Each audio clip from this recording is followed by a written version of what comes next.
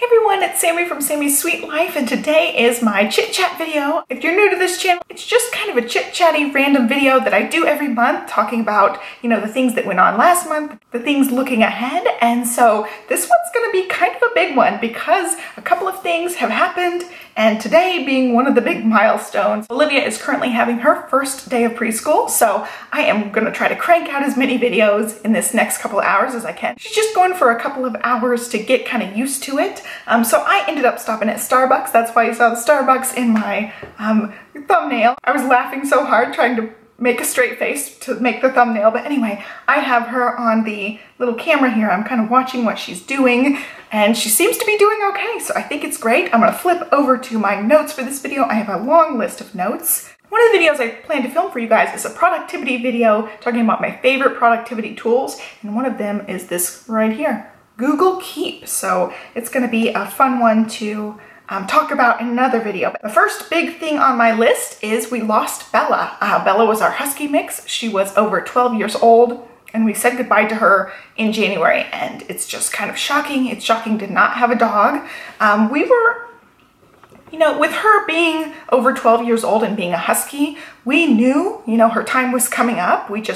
We tried to cherish the moments with her and cherish the time we had. She was a really, really healthy dog. She didn't have much of any kind of problems. She did have slight arthritis, so she took a glucosamine and an omega-3 supplement for that. Other than that, she's been super duper healthy. She has had just one health scare her entire life, and she had parvo as a puppy. We had gotten her from the shelter with another dog, Maya, so we adopted them the same day, and we took them home the same day that we picked them out at the animal shelter. Usually they stay there and get spayed there, but we got to take them home that day, and it was really lucky that we did. They let us take them home because we lived like, 3 streets over from this animal shelter. We were just really close by, so they could come track us down if we didn't bring them back to get spayed. That's just part of the agreement. Usually when you get a dog from an animal shelter, they have to be spayed. Usually they will spay them when they're adopted. So you'll pick them out a couple of days later, you'll come pick them up. They have been spayed at that point. It was just a really lucky coincidence that they're like, oh, you just live, in the neighborhood nearby. You can go ahead and take them today and just bring them back Monday, and they can get spayed, and then you can come pick them up. So that's what we had planned on doing. So we took them back on the Monday, and there was this lady just screaming and yelling and just like totally unhinged, talking to the people at the front counter, and we're like, whoa, what's going on? Her puppy had died of parvo, and they were just livid. They had just gotten this puppy, they had fallen in love with it, and the puppy had died. And so they were yelling at them back and forth, and the guy was like, well, all the puppies in that litter had to be euthanized. If one of them had it, they all had it. And that was Maya's litter. So we literally saved Maya's life taking her home that day. The funny thing is, Maya didn't have it. Maya must have carried it because Bella ended up getting it. So, we found out that day when we were taking them in. They told us to take them home and bring them back in a week or two to make sure they didn't have parvo, because they didn't want, to bring the dog back and infect other dogs. It's really easily spread. It's very contagious. So they were like, take those dogs home, watch for these signs. They told us what to watch for, and Bella started having the signs. She started being lethargic, being tired. We rushed her to the vet because it was during the day. They kept her for a couple of days to watch her and give her some fluids and some meds, and she only ended up needing like a bowl of water. They didn't actually have to give her IV fluids or anything. She was like healthy as a horse. A couple days later, she had gotten through it. It was such a minor case of parvo. It wasn't even close to life-threatening for her. She just got kind of tired. She took it easy for a couple of days, and she was fine. It was just so incredibly lucky that we adopted them the day that we did, because we literally saved Maya's life and possibly Bella's life too. She might have gotten it from some other dog in the shelter because, parvo's easily spread. So that's why we've adopted dogs from a shelter, because you're saving a life. Anyway, that was the only time she's ever been sick, and it was just such a minor thing when she was a puppy. So that's been years and years and years ago. She was 12 years old. So she started getting sick. We took her in. We found out it's multi-organ failure. They could try to do all sorts of tests and life-saving measures. And at the end of the day, we're like, she's 12 years old. We don't want to put her through the ringer with all this stuff. We just want to let her say goodbye. So we had tried a couple of you know, easy things. They tried to pump her full of antibiotics to see if it was some sort of infection causing her organs to shut down. It clearly wasn't, because she started getting worse. She started having breathing problems the night we took her home. So this was like the 3rd or 4th day of her being lethargic, not eating, not really drinking. So that 4th day, she started having breathing problems at night, and we knew it was just her time. So we said goodbye to her, and it was, you know, it's been really hard, the adjustment, but we were emotionally ready. You know, we saw this coming. We knew, you know, anytime that she was going to get sick, that it has the potential to be her goodbye. And when they said multi-organ failure, I'm like, yeah, she's gone, and we're just going to make her comfortable and try, you know, try the minor things like the antibiotics and see how it goes. And it was really, really clear that it was just her time. Of all the dog saying goodbyes, this was by far the easiest one, in the sense that it was a clear, yes, she's dying, so we can help her die, or we can try to keep her alive by these crazy measures and put her through HELL. And so on that respect, that was by far the easiest one to say goodbye to. And in another respect, it was also one of the hardest to say goodbye to, because she was our last one, and we went from, see, I'm gonna get choked up. We went from having a dog to not having a dog, and it's shocking. Like, still, it's been, I think it's been like 3 weeks now, almost 4 weeks. So I'm still shocked. Like, today I walked in the door thinking that she was gonna come greet me, and she didn't. I definitely feel like somebody's missing. I definitely feel like I'm like not doing what I'm supposed to do. I sometimes forget that she's gone and think I left her outside on accident. So I like go rushing to the door and then realize, oh, she's gone. So anyway, I can't talk about it anymore because I'm gonna lose it. But it's been a huge adjustment, and it's been tough. I talked about this. I had like, I think it was a Costco haul, and then saying goodbye to Bella in like the same video, because I really wanted to talk about it that day. But we ended up getting her ashes back. If you don't know the ins and outs, you can have your dog cremated. So I was like mid-sentence when my battery died, but you can let them dispose of the body, you can have them cremated, and you can get their ashes back. So we ended up doing that with all 4 of the dogs. And our other dogs previous to these 4, we got a little box that has her name on it, and it has her ashes inside. And so our thoughts are we're gonna put them back into the earth at some point. So we have all 4 dogs. It's kind of morbid. Got all 4 dogs' ashes in our master closet. They're just up in a box with the 4 boxes inside with their favorite toys.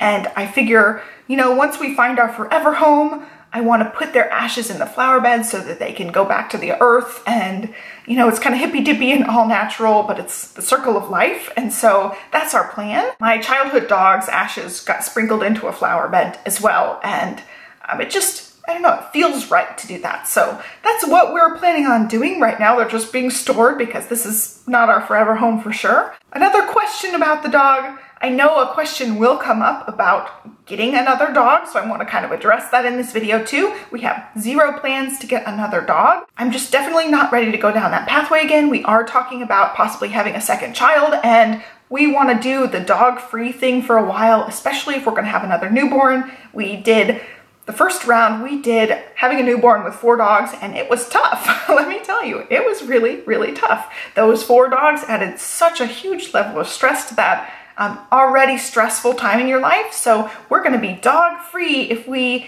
decide to go down the route of having baby number 2. I get asked from time to time if we're going to have another baby.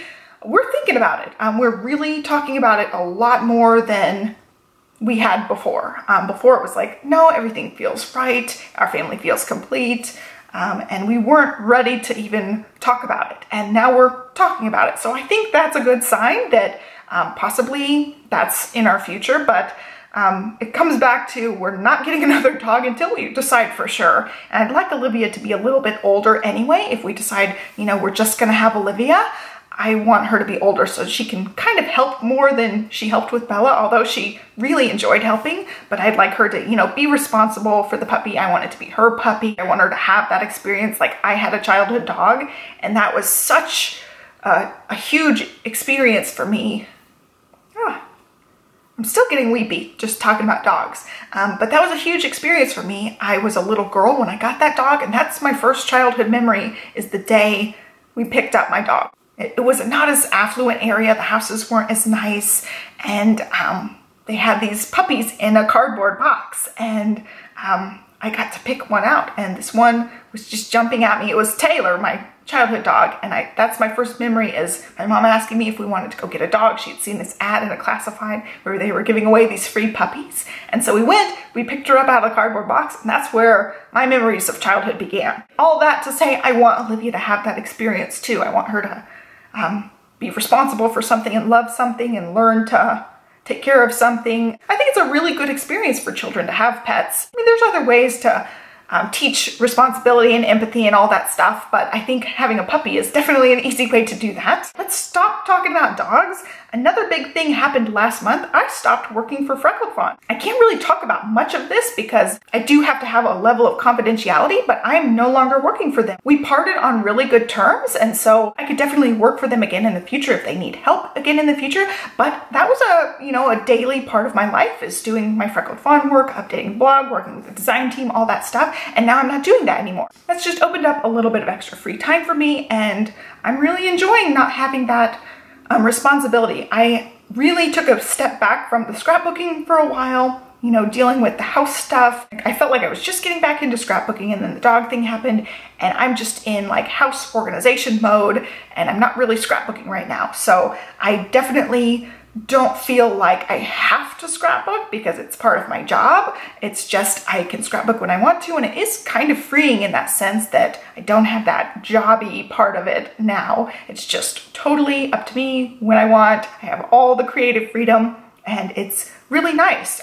So I'm taking a little break from everything right now. Then I'm gonna work on her album again and get things done. I'm still keeping up with pictures and printing pictures. I don't know if you guys can see right there, I have a photo printer. I do have a review for that on my crafty channel. I'm sorry, I'm talking really fast. My coffee, I can totally tell I'm like speeding through this.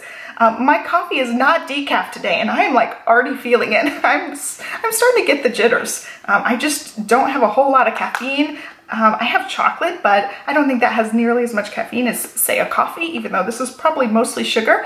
But I am definitely feeling it, so I'm gonna try to slow down a little bit for you guys. Like I said, we're doing house things. I'm working on this room, getting this room set up. I do want to get new scrapbook furniture. Another house thing that I did, which was awesome, I painted our little IKEA desk. It was orange and white, and now it is turquoise and white, and I love it. I set up a home office downstairs, and I saved so much money just painting that desk versus buying a new desk. The desk I had picked out was like $300, and the paint that I got was like $60. So I saved a ton of money just doing it myself, and I love it. I love how it looks. I really don't know how it's gonna hold up. It's not a heavily used piece of furniture, but I have a great place now to just pay bills, sort through mail, sort through files, all that stuff is all in one place now. I got a teal and white chair, which I talked about in a previous video, and I love that chair. I love it so much. I ordered 2 for up here, so that should be arriving this week. So I'm working on things like that, just working on house stuff. My mind is really on getting the house set up now and not so much in the scrapbook mode. So I'm working on keeping up with printing pictures and going through pictures and making sure they're backed up and all that stuff. But I'll come back to the scrapbooking part of it later. I'd really like to get this room set up first. So that's in the works. The other big thing I've been doing lately is I have been binge watching Grey's Anatomy. I've been doing this, I don't know what update it was, October. It could have been September or October. It was around the time we bought this house. I was asking for suggestions on what to watch next because I had ran out of Vampire Diaries episodes. And so I picked Grey's Anatomy, and I've been watching it since then. It's been months and months. I'm up to the very last episode. We ended up getting Hulu, and they had season 14 on there. That's the season that's currently being aired on TV, so I think I can catch the videos the next day. So they go up on cable on Thursday. I can watch them on Friday is I think what's gonna happen. So I'm totally caught up now, and I'm gonna just watch my new episode every week. We signed up for the no commercials Hulu, so we don't have the commercials, which is awesome. They did have commercials for the Grey's Anatomy, but that was it. They only have like a few series that have commercials. But anyway, they have all of the seasons of Law & Order SVU, so Johnny and I watch an episode or 2 at nighttime together, and we just love it. We're just at the very beginning of that. They have like 19 seasons of that, so that will be something we do for a really long time. We did have a low spend January, and I don't have my exact total, but I'm gonna do a whole budget video for you guys talking about my first month on a budget. There were some wins and fails, and so I wanna talk about that in a separate video for you guys, so be watching for that. I'm gonna try to film that one right after this one. The other big thing that's in the works is we're setting up Olivia's big girl room. She did get her big girl bed, and she's been in it now for a couple of weeks. She gets her toys and will go play in the bed after she wakes up or during quiet time, and she just loves it. She is a wiggle worm, so she tosses and turns at night, and she has plenty of room to do that now. She was getting really cramped in the toddler bed because she's really tall, but not only that, she's just so wiggly that side to side, she didn't have a whole lot of room to go side to side. I really do think it's been so much nicer for her to have the big bed. We didn't have any sort of scary adjustment period. She just took right to it. She was really excited about her big girl bed. And so I don't have any like tips or tricks as far as transitioning to a big bed. We just, you know, we had the bed set up in here because Uncle David came to visit, and that was his bed to sleep in while he was here. But she knew it was coming. We talked about it. She knows that she's turning 3 soon. She already told me she wants a rocket ship cake with a moon on it. So that's what we're gonna get for her birthday coming up soon. So yeah, she's turning 3 at the end of this month. I can't believe that we're already to this point in time. She's gonna be 3 years old. So she's, I mean, for a while now, she's not really been a toddler. She's been a little girl, and it's been really fun to watch her speech develop. She is just full on talking now. She's full of ideas. She pretends really, really well, and I will do an entire video, do those 6-month or yearly updates. I'll do a whole 3-year update video. So if you have any questions about Olivia being 3, motherhood, anything like that, let me know down below in the comment section, and I will try to answer those for you guys in that 3-year update video. I will film that after she goes to her doctor's appointment. She'll have a 3-year doctor appointment, and then I'll film that video. We had our first swimming lesson last week, so we are doing the toddler parent swim lesson. I go in the pool with her, and she did great. She didn't like being put on her back and floating, but other than that, she just loved it. She was laughing and splashing and having a great time. Our community does have a pool, so we just want to make sure we're making it as safe as possible. So she's in the swimming lessons, and 1 day in, 1 week in, it's going great. She still does gymnastics as well, and we're talking about preschool. So she's doing kind of a test day today, just a couple of hours to see how she likes it, see how she does, and then we're gonna go from there. So she may start as early as next week. We may hold off a little bit longer. We may wait until next year. It really depends on how she's feeling with this. And right now, I could totally wait another year because she's my baby. But I think ultimately it's gonna be really, really good for her. So we're in that kind of dilemma right now. I would love to hear from you guys, like your best advice for how to handle this and how to cope with it, because this has been the first step for me of totally letting go. You know, essentially strangers are watching my child right now, and it's a little bit nerve-wracking for me to not be there with her every second of every day, basically. We've had some play dates here and there, but nothing structured and nothing set up to where she's just playing with other children and interacting with the other children.